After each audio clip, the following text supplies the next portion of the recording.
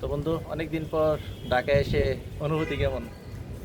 অনুভূতি হচ্ছে আমি যখন প্রথমবার ঢাকা আসি আজ থেকে 10 বছর আগে 2015 সাল থেকে আমি প্রথমবার ঢাকা আসছিলাম। তো তখন রাস্তাঘাট যেমন মনে হয়েছিল খুব অচেনা, রাস্তা পার হতে প্রবলেম, সেম আজকে আমার আজকে এসে এমনটা দেখি হয়েছে। আমার বাসা তুই বলে গেছস। হ্যাঁ, আমি গেট চিনতেছস আমি না? রাস্তা চিনছি না, কত নাম্বার গেট এটাও ভুলে গেছি।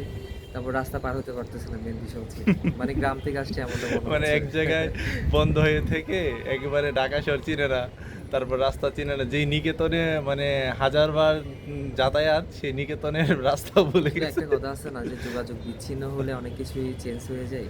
আর একটা মানুষের সাথে রেগুলার কথা না হলে দূরত্ব বেড়ে যায়, সেম।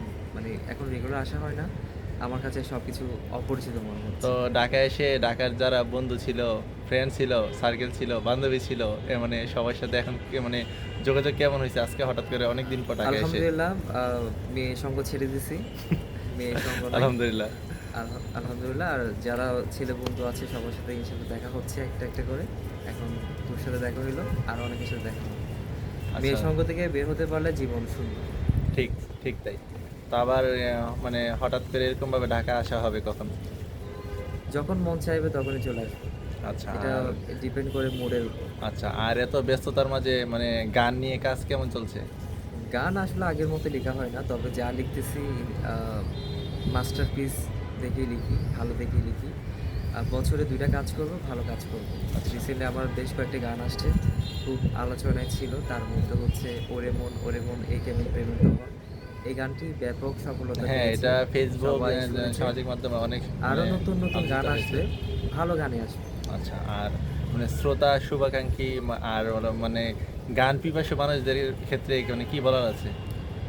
আমার বলার আছে, আমি সবসময় ভালো গানের জন্য যুদ্ধ করেছি, ভালো গানকে সবসময় সাপোর্ট করেছি। আমি তাদেরকে বলবো ভালো কথা গান শুনতে, ভালো ভালো কাজ করতে, আর ভালো মানুষ হতে। একজন অনেস্ট পার্সন হতে পারলে লাইফে অনেক কিছুই পাওয়া যায়।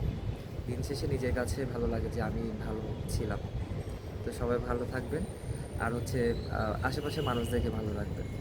ধন্যবাদ। আর বন্ধু হিসাবে এবং শ্রোতা হিসাবে, শুভাকাঙ্ক্ষী হিসাবে ছিলাম, আছি, থাকবো। Thank you. ভবিষ্যৎ জীবনের জন্য শুভকামনা রইল। সবাই ভালো থাকবেন। ধন্যবাদ।